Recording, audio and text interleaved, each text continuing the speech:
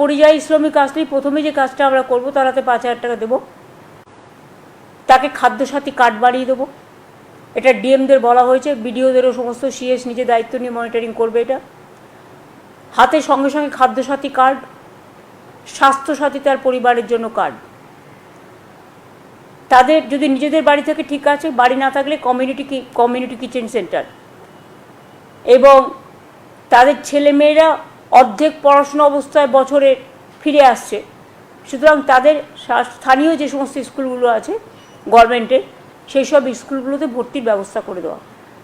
নমস্কার সম্মানিত দর্শকবৃন্দ, আশা করি আপনারা সকলেই ভালো আছেন। হ্যাঁ বন্ধুরা, পরিযায়ী শ্রমিকদের জন্য নতুন পরিচয়পত্র দেবে রাজ্য সরকার। যে সমস্ত পরিযায়ী শ্রমিক ভিন রাজ্যে রুজি রোজগারের জন্য কাজ করেন, তাদেরকেও নতুন পরিচয়পত্র দেবে রাজ্য সরকার। গত সোমবার মুখ্যমন্ত্রী মমতা বন্দ্যোপাধ্যায় নতুন একটা প্রকল্প চালু করেছেন রাজ্যের পরিযায়ী শ্রমিকদের জন্য। এই প্রকল্পের মাধ্যমে কি কি সুবিধা পাবেন, প্রত্যেক মাসে কত টাকা পাবেন, কি কি ডকুমেন্ট লাগবে পরিযায়ী শ্রমিকের জন্য আবেদন করতে গেলে, কি কত টাকা এককালীন তারা পাবেন, কি কি আরও যে অন্যান্য সুবিধা আছে তারা এই প্রকল্পের মাধ্যমে পাবেন, সমস্ত কিছু আপডেট তুলে ধরব এই ভিডিওর মাধ্যমে। আপনি যদি আমাদের চ্যানেলে নতুন হয়ে থাকেন, অবশ্যই চ্যানেলটি সাবস্ক্রাইব করে আমাদের পাশে থাকবেন। হ্যাঁ বন্ধুরা, তাহলে চলুন ভিডিওটি শুরু করা যাক। পরিযায়ী শ্রমিকদের পরিচয়পত্র দেওয়ার বিষয়ে রাজ্য সরকার যে নীতিগত সিদ্ধান্ত নিয়ে ফেলেছে গত বুধবার, তা লেখা হয়েছিল আনন্দবাজার.com-এ।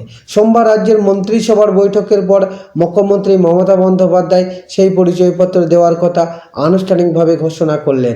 মুখ্যমন্ত্রী জানিয়েছে, পরিযায়ী শ্রমিকদের জন্য এটি পোর্টাল তৈরি হবে, তার নাম দিয়েছেন শ্রমশ্রী। সেখানে নাম নথিভুক্ত করলে পরিচয়পত্র পাবেন পরিযায়ী শ্রমিকেরা। রাজ্য সরকারের কর্মসাথী নামের একটি পোর্টাল রয়েছে, তাও পরিযায়ী শ্রমিকদের জন্য নির্দিষ্ট। তাহলে কর্মসাথীর সঙ্গে শ্রমশ্রীর ফারাক কী? হ্যাঁ বন্ধুরা, যারা রুজি রোজগারের জন্য ভিন রাজ্যে কাজ করেন এবং তারা সেখানে নানা রকম সমস্যার জন্য তারা রাজ্যে ফিরে এসেছেন, তাদের জন্য তৈরি করেছে শ্রমশ্রী পোর্টাল। অর্থাৎ ভিন রাজ্যে থাকা পরিযায়ী শ্রমিকদের পরিচয়পত্র দেওয়ার পাশাপাশি রাজ্যে ফেরা শ্রমিকদেরও পরিচয়পত্র দেবে রাজ্য সরকার। মুখ্যমন্ত্রী সোমবার বললেন যে বাংলায় যে 22,40,000 শ্রমিক বাইরে আছেন, তারা সকলে শ্রমশ্রীর সুবিধা পাবেন। যারা নাম নথিভুক্ত করেননি তারা নাম নথিভুক্ত করতে পারবেন। তার সংযোজন গত কয়েকদিনের মধ্যে যারা রাজ্যে ফিরে এসেছেন তাদের সংখ্যা প্রায় 10,000। শ্রমশ্রী পোর্টালের নাম তুললে তাদের একটা আই কার্ড দেওয়া হবে। এর ফলে রাজ্য সরকারের সুযোগ সুবিধা পাবে। ভিন রাজ্য থেকে পশ্চিমবঙ্গে ফিরলেই শ্রমিকদের এককালীন 5,000 টাকা দেওয়া হবে রাজ্য সরকারের তরফ থেকে। বিকল্প কাজের ব্যবস্থা না হওয়া পর্যন্ত 1 বছর পর্যন্ত তারা প্রতি মাসে 5,000 টাকা করে পাবেন। হ্যাঁ বন্ধুরা, আপনারা দেখতে পেলেন যে পরিষ্কারভাবে মাননীয় মুখ্যমন্ত্রী তরফ থেকে যে বার্তা দেওয়া হয়েছে, সেখানে লেখা হয়েছে যে এককালীন 5,000 টাকা দেওয়া হবে এবং রাজ্য সরকারের তরফ থেকে এটা ঘোষণা হয়েছে, যদি বিকল্প কোনো কাজের ব্যবস্থা যদি না হয় ততদিন পর্যন্ত সে প্রত্যেক মাসে 5,000 টাকা করে ভাতা পাবেন। সঙ্গে আর কি কি সুবিধা দেওয়া হবে? সঙ্গে রেশন কার্ড, স্বাস্থ্যসাথী কার্ড দেওয়া হবে তাদের। ভোটার তালিকার বিশেষ নিবিড় সমীক্ষার SIR আবহে শাসক তৃণমূল এবং রাজ্য সরকার চায় পরিযায়ী শ্রমিকেরা রাজ্যে ফিরুক। তার জন্য সাংগঠনিকভাবে প্রক্রিয়া চালাচ্ছিল রাজ্য সরকার। সরকারের প্রকল্প ঘোষণায় তারই প্রতিফলন ঘটেছে বলে অভিমত অনেকেরই। বঙ্গের পরিযায়ী শ্রমিকদের অধিকাংশ সংখ্যালঘু অংশের অনেকেরই অভিমত, তৃণমূলের এই চাওয়ার সঙ্গে জুড়ে রয়েছে জনসমর্থনের ভিত্তির সমীকরণও। হ্যাঁ বন্ধুরা, পরিযায়ী শ্রমিকদের যে নতুন একটা প্রকল্প মাননীয় মুখ্যমন্ত্রী ঘোষণা করেছেন, তার জন্য অনেক রকম যে সুবিধা, সেই সুবিধাগুলো কিন্তু আপনারা পেতে চলেছেন।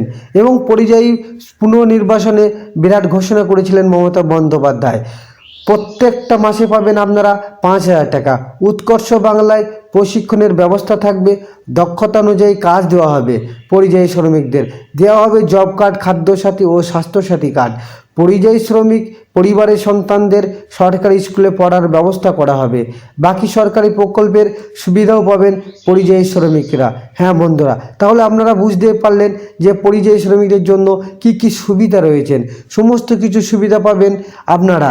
তাহলে আর দেরি না করে আপনি শ্রমশ্রী পোর্টালে আপনার নামটি অবশ্যই নথিভুক্ত করুন এবং সুবিধাগুলি উপভোগ করুন। ভিডিওটি দেখার জন্য ধন্যবাদ। যাতে বাচ্চাদের শিক্ষার কোনো প্রবলেম না হয়, ছেলে মেয়েদের পড়াশুনোর সুবিধা এবং শিক্ষার ধারাবাহিকতা বজায় রাখার জন্য।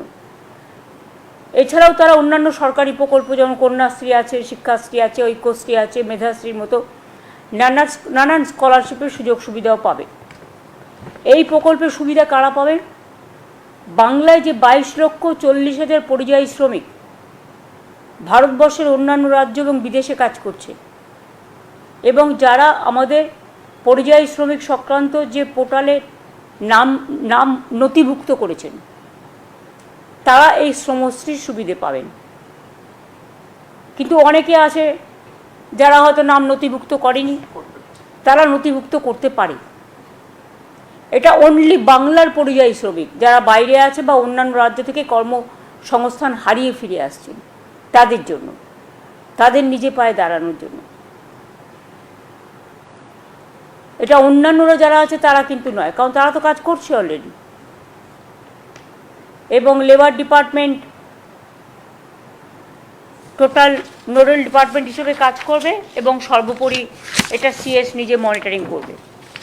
কিছুদিনের মধ্যেই যারা ফিরে এসছে, যাদের আমরা যোগাযোগ করে বা অনেকে বাংলাদেশে নিয়ে চলে গেছে, সেখান থেকে কোর্টে কেস করে বা অন্ধ্রপ্রদেশে বা ছত্তিশগড়ে বা হরিয়ানাতে বা দিল্লিতে বা রাজস্থানে বিভিন্ন জায়গায় অত্যাচারিত হয়েছে, তাদের কোর্টে কেস করেও অনেককে আমরা ছাড়িয়ে এনেছি। এর মধ্যে আমাদের প্রায় 2730টা পরিবার আছে। এটাকে যদি আপনি 4-5 জন করেও একটা পরিবারের সংখ্যা অনুযায়ী যোগ করেন, তাহলে মোট 10,000-এর বেশি লোক কিন্তু আমরা নিয়ে এসেছি অলরেডি। বাদ বাকি তো অনেকে নিজে আসছেন, নিজেরাও এই পোর্টালে অ্যাপ্লাই করতে পারেন। এই পোর্টাল অনুযায়ী তারা প্রথমে এসে নথিভুক্ত করবে।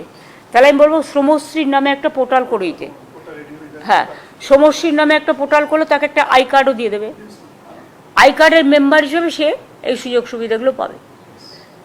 আর যতক্ষণ পর্যন্ত এই কাজটা সম্পূর্ণ না হচ্ছে, ততক্ষণ যারা ফিরে এসছে তাদের হাতে 5,000 টাকা করে দেওয়া হবে, খাদ্যসাথী, স্বাস্থ্যসাথী এবং ছেলে মেয়েদের পড়াশোনার জন্য ভর্তি করার ব্যবস্থা।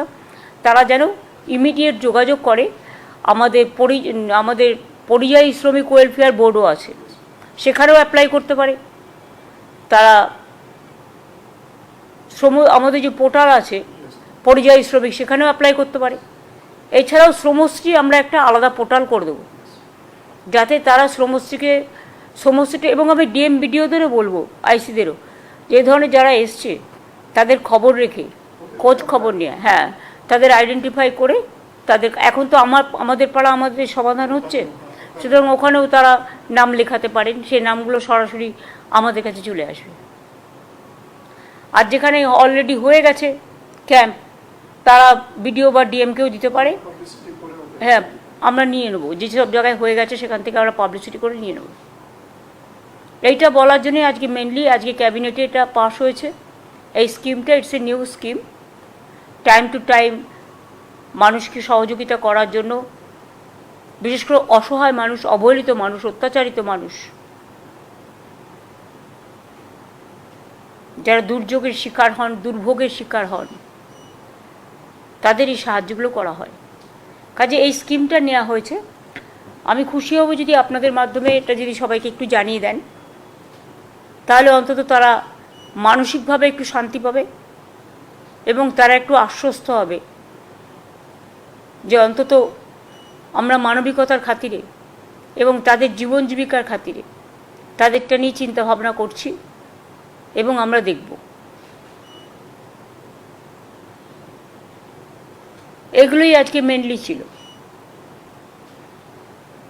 বাদ বাকি যেগুলো আছে সেগুলো খুব একটা ইম্পর্টেন্ট বলে আমি কিছু না। শুধু তাজপুর পোর্টের আরএফপি নতুন করে হয়েছে, ওটাও ক্যাবিনেটে এসেছিল। এই পর্যন্ত। এই সংক্রান্ত যদি কোনো কোয়েশ্চেন থাকে আপনারা করতে পারেন।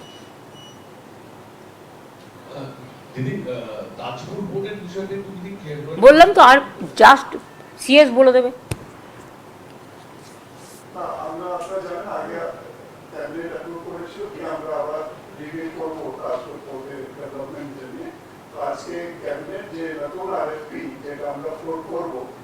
এটাকে ইন প্রিন্সিপাল অনুমোদন দিয়েছে যাতে আমরা রিভিউ করার প্রসেস শুরু করতে পারি। তখন আমরা আজকে ক্যাবিনেট অ্যাপ্রুভাল হওয়ার পরে আমরা এখন বিড ফ্লোট করবো, আরএফপি ফ্লোট করবো, তারপরে যে প্রসেস থাকে সেই হিসাবটাকে এগিয়ে দিতে হবে। কিন্তু এটা থেকে নতুন কোনো কন্ডিশনস কিছু আসবে? প্লিজ, এটা আপনার জানা তো এখতিয়ার নয়। This is absolutely A technical matter, CS বলে দিয়েছে।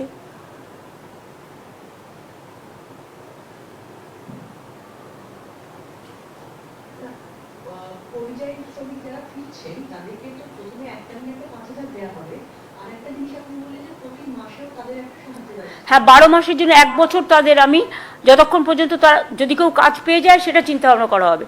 এর মধ্যে যদি কেউ কাজ না পায় তাহলে সে মাসে 5,000 টাকা করে পাবে, প্লাস খাদ্যসাথী, স্বাস্থ্যসাথী, ছেলে মেয়েদের ভর্তি, এগুলো তো সব করে দেওয়াই হবে।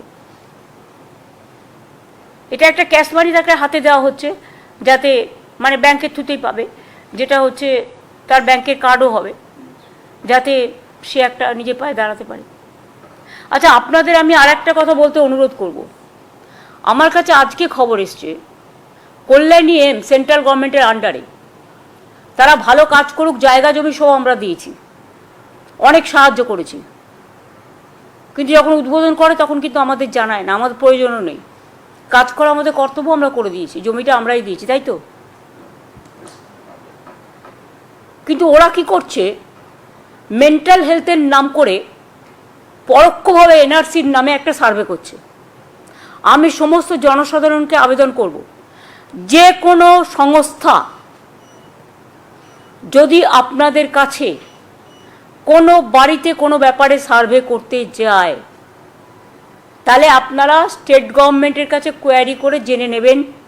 স্টেট গভর্নমেন্ট যদি কোনো সার্ভে কোনোদিনও করে আপনাদের জানিয়ে দেবে, কিন্তু স্টেট গভর্নমেন্ট এই দায়িত্বগুলো নেবে না। মেন্টাল হেলথ কটা থাকে, মেন্টাল হেলথের নাম করে বাড়ি বাড়ি সার্ভে করে একটা পার্টির হয়ে কাজ করা, ডাইরেক্ট পার্টি হয়ে করুক না, লোক নেই বলে, বিভিন্ন এজেন্সির মাধ্যমে।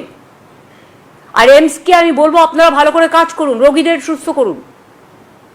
আমরা আপনাদের অনেক সাহায্য করেছি, আগামী দিনেও করব, কিন্তু দয়া করে এই খেলাটা খেলবেন না। স্টেট গভর্নমেন্টের নিজের মেন্টাল হেলথ ডিপার্টমেন্ট আছে, এটা স্টেট গভর্নমেন্ট করে, এটা আপনার কাজ নয়। কাজে এটা কিন্তু পরোক্ষে অনেক এজেন্সি, অনেক সংস্থার নাম করে গিয়ে বাড়ি বাড়ি সার্ভে করছে আপনার ভোটার লিস্ট থেকে নাম বাদ দেওয়ার জন্য। কাজেই সজাগ থাকুন, সতর্ক থাকুন, কাউকে কোনো ডিটেলস দেবেন না, একমাত্র স্টেট গভর্নমেন্টের অফিসিয়াল লোক ছাড়া। दीदी, क्योंकि पूरा देश में बंगाली जो माइग्रेंट लेबर है उनके ऊपर टॉर्चर्स हो रहे हैं, क्या इसी के प्रतिवाद में आप प्रधानमंत्री की जो प्रोग्राम है उसमें आप नहीं जा रहे, ऐसा सुनने में आ रहा है? This is not related to your question. Thank you.